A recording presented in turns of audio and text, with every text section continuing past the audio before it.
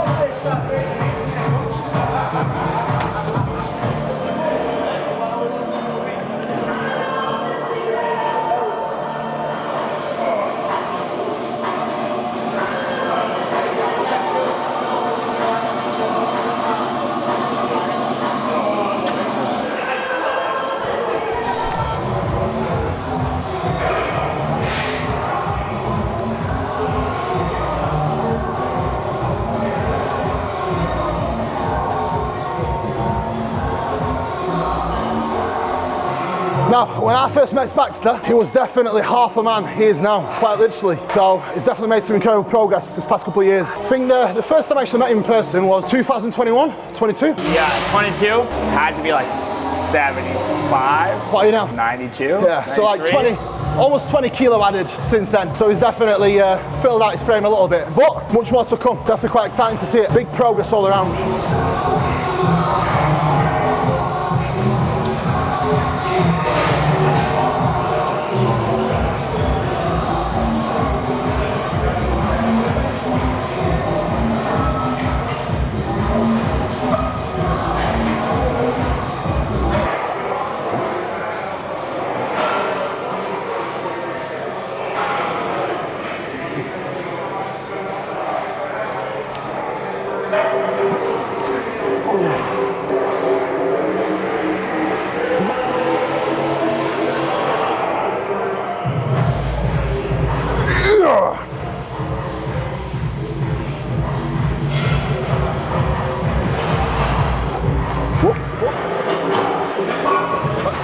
Right, exercise number one, assisted pull-up. Why assisted pull-up?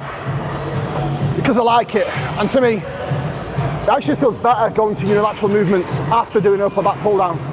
So, if something feels better, it's probably a good idea to do it. Now, I started my pull days for about 2 years straight with a unilateral pull-down, and it's not that I wanted to change, just one session, jumped in. With one of my clients, his program's a little bit different. We did the upper back pull down first and it felt better, so we're running with that now. They been sleeping on me, think it's time to wake 'em up. They been sleeping on me, think it's time to wake 'em up. You've been playing it safe.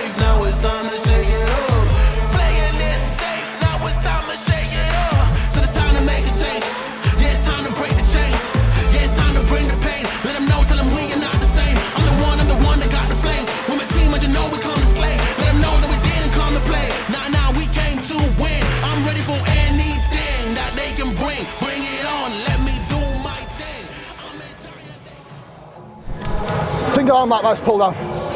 The reason why we are starting with this natural version is because it's quite heavy in the shortened range. So this range here, and your lat's fully shortened, which means that it only makes sense to start with this when you're fresh. If we were to use this later on in the session when we're already tired, we would not really have much power in this range. So if you're going to use this machine, always use it to start off with. Makes much more sense and you'll get much more out of it.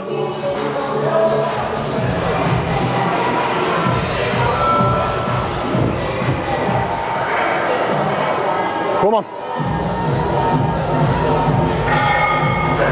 And one. Yep, all the way. Beautiful.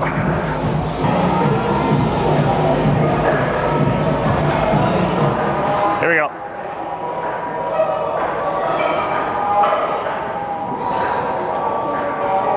Yep.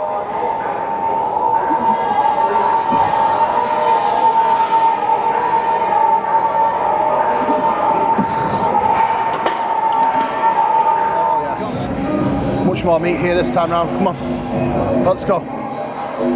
Yeah. Anyone that ever trains me will realise that one thing I cannot do is count reps, my own or anyone else's. Now, so key points now on a lat biceps pull down. A couple of things: arm path and posture. So check back to the position here. He's nice and upright. He's driving his elbow down and in, and you can physically see what fibers of the lat he's actually trying to train right now. You can see everything coming down and contracting down here.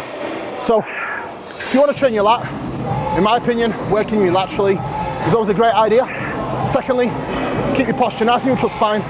Sternum stays lifted. We drive the elbow down and in, and then think about reaching forward and away from us. Pause in the stretch, pause in the short and range, and you can't go wrong with that.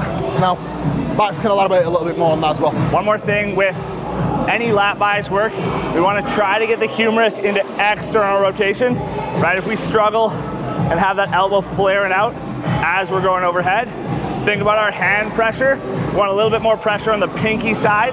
That will help us open up. You can see when I do it, put my thumb on. So I basically have thumb and then pinky, and that helps me externally rotate to stretch my lat as my shoulder blade comes up. If we have troubles, think about hand pressure. Shoulder blade moves a little bit more smoothly.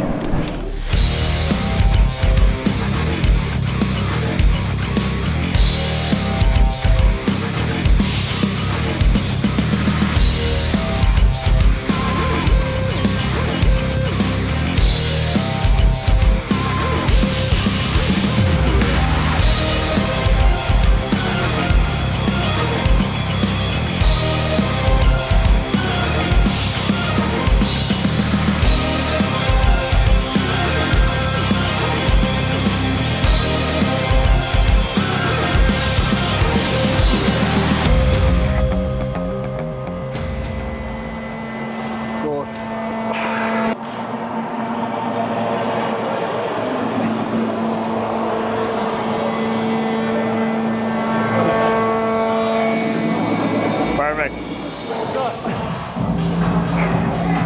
Beautiful work, man. Good. You'll see here, anything upper back, we only have like that much protraction. Like that. So any more than that, your spine is just rounding. If I'm moving the origin and the insertion of a muscle, I'm moving load, but I'm not changing tension, right? So we only have that much protraction. So a little bit of reach, move the scap, get it back. We don't need a gigantic range of motion, just enough.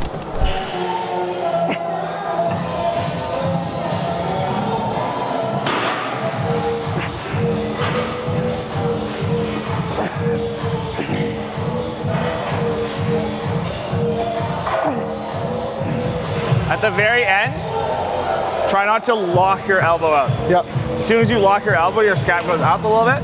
But like keep it soft, but you can still reach. As soon as you lock, shoulder goes up. Felt that a little bit as well, yeah.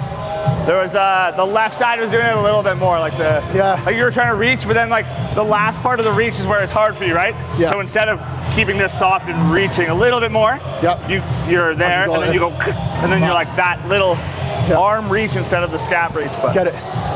Very Makes sense subtle, as well. but Makes sense, man, makes sense.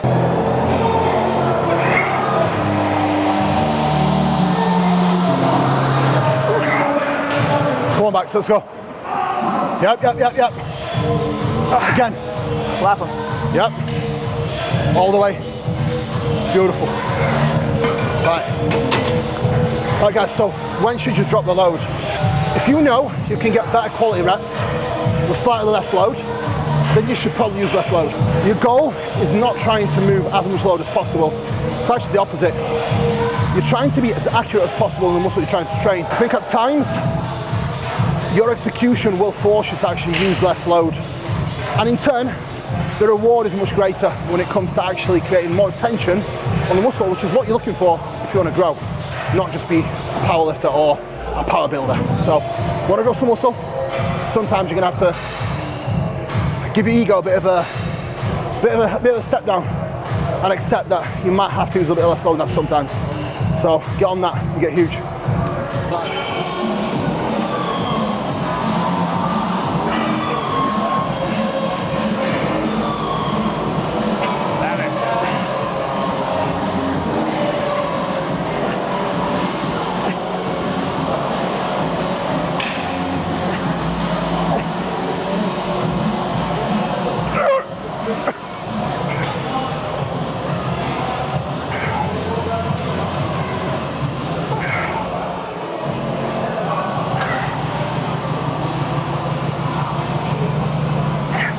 One more.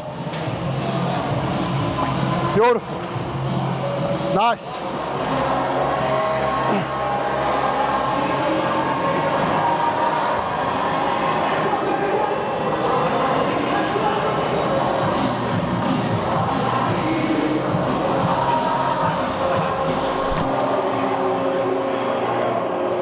With this next row, one thing Cooper does really well is he doesn't shortchange himself in the shortened position. We have this obsession with getting a muscle long, lengthening a muscle, having the passive elements stretch is actually going to hypertrophy the muscle different than if we use the contractile elements. Do we need to choose? Probably not. Find the stretch, find the shortened position, especially in a machine that drops off in the short, then we tick all the boxes.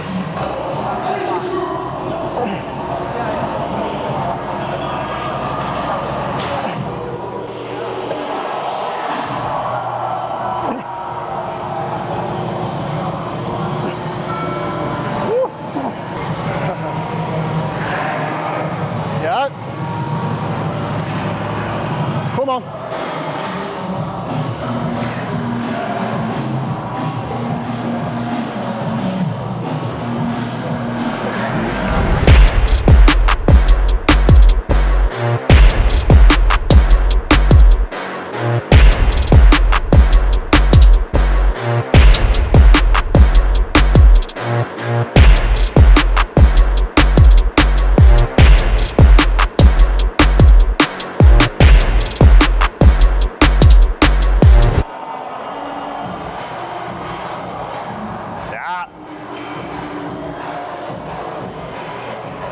People use this machine the right way, they would not be loading more than 5-6 plates on it, unless you're Jordan Peters.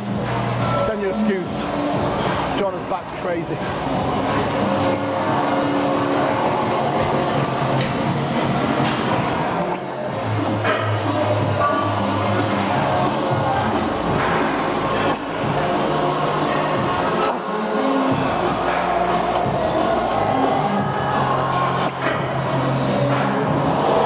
One thing with this one, relative to the upper back that we did on the prime before, the end of retraction is elevation, but we only want to retract against where the load vector is, right? So you'll see here, we get way more shoulders backing up here because we have a load vector that's here. Before, we had a horizontal vector, so we're just getting retraction. We don't really want elevation, because that elevation with the load vector here is going to be dumping of the shoulder forward. So understand the differences between these two, adjust accordingly.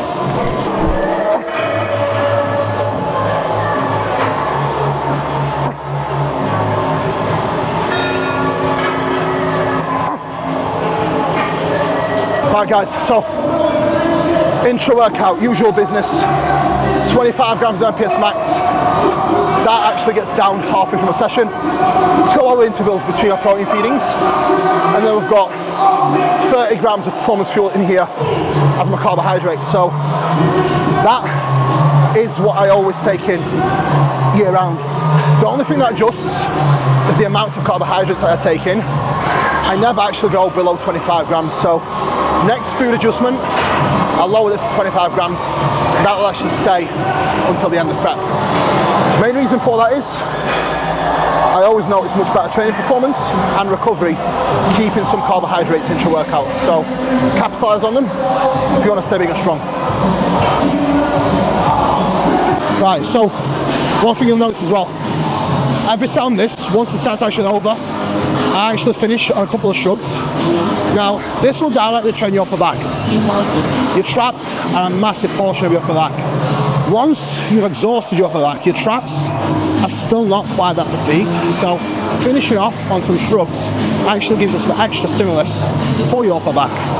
So add them in, you just get a little bit more out of each set.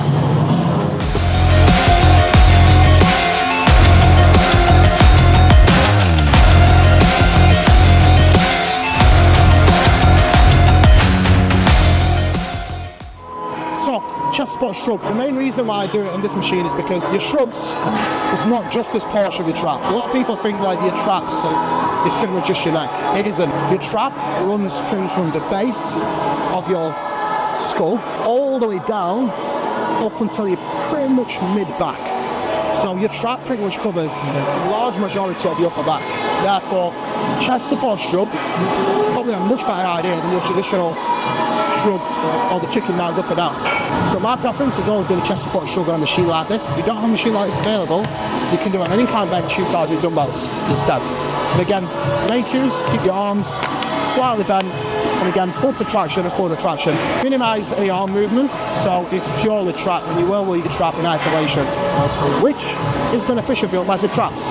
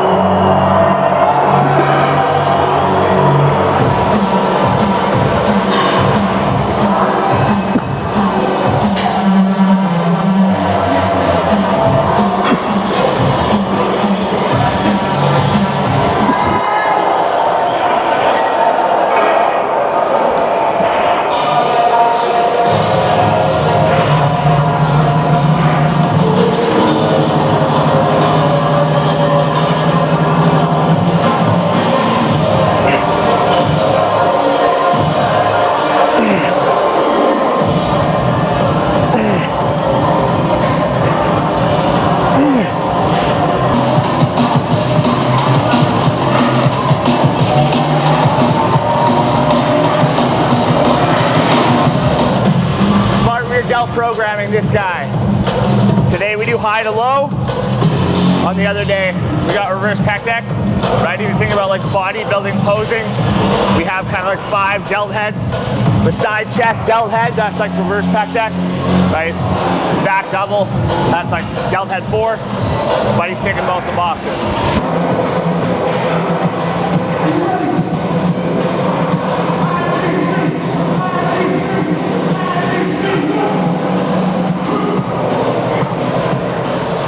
So you'll see at the end of my set there, I was a couple steps back and then it got hard and I stepped in just to change the resistance profile. So if I step way far back, it's extremely hard in the short where I'm weak, right? I was kind of mid and then I got tired and I'm strongest in the lengthen. So I step forward, it's hard in the lengthen, drops off in the short, I can get a little bit more out of it.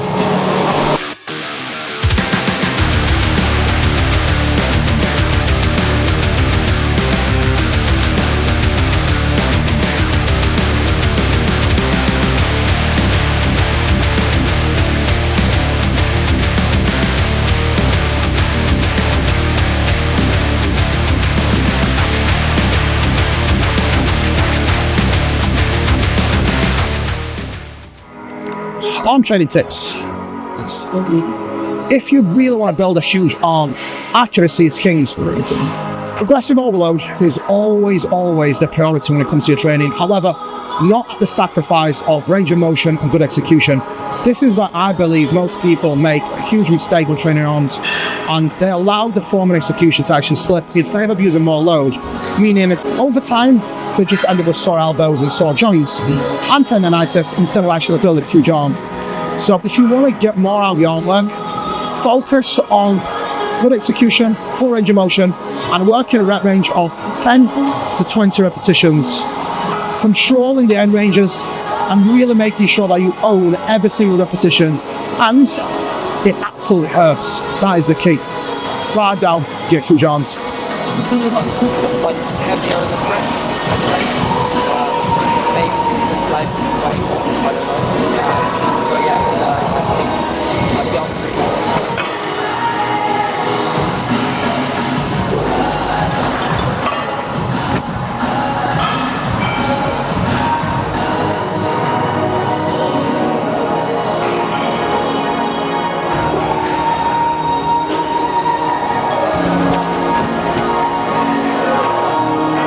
Treat your isolation work with the same intent and the same effort as you do any other exercise.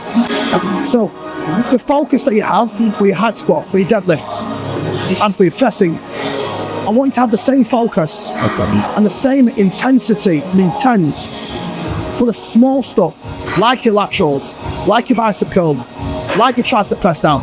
And I can promise you, you will see massive benefits and massive gains out of doing so. I see far too many people treat small exercises like an afterthought, and I think that's a massive mistake. Every single exercise you do in the gym is equal as important, so treat it as such. Drive that.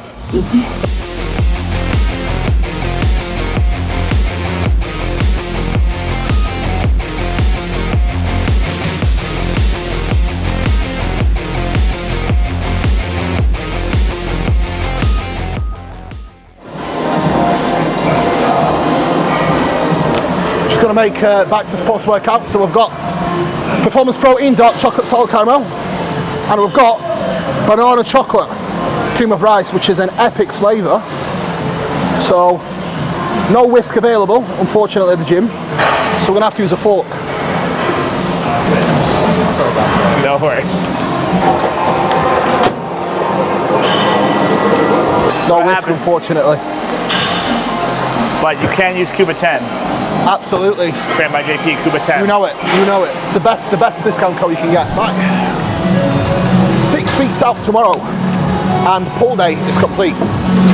Now, conditions actually getting pretty tasty now, so I'm pretty pleased with how I'm feeling at this moment in time, because in comparison to last time I competed, I was probably about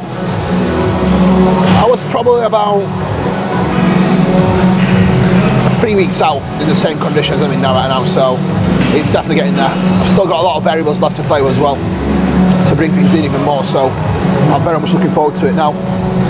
Always great to have Bax over for some sessions. You will see a little bit more content with us together as well whilst he's here, and yeah, we're going to get stuck in, get some gains on.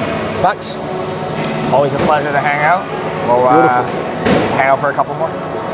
Let's get it. Peace out.